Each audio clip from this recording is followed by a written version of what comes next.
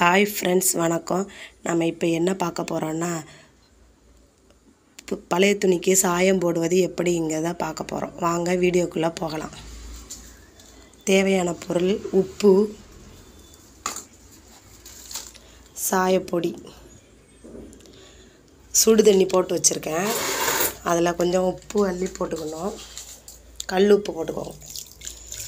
போட்டுக்கிட்டு இந்த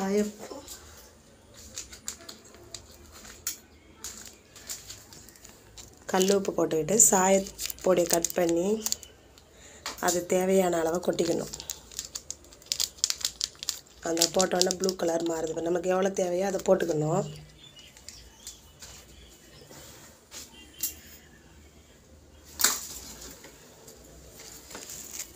போட்டுக்கிட்டு நல்லா ஒரு குச்சி வச்சு நல்லா கிளறி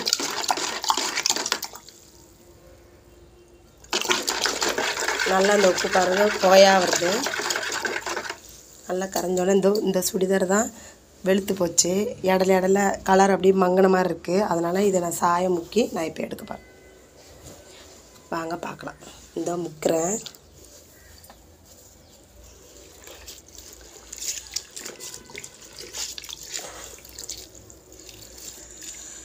இந்த பாருங்க முக்கிட்டேன்.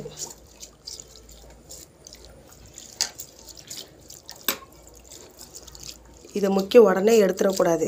2 மணி நேரம் இந்த வெந்நீருக்குள்ளே இந்த சாயப்பொடி வந்து அப்படியே ஊறிக்கிட்டே இருக்கணும். 2 மணி நேரம் கழித்து தான் நம்ம எடுத்து அதை காய போடணும். நேற்று ஜீன்ஸ் பேண்ட் போட்டோம். இந்த பாருங்க, இதோ இது வெளிச்சம் இருந்தானே அப்படி தெரியுது.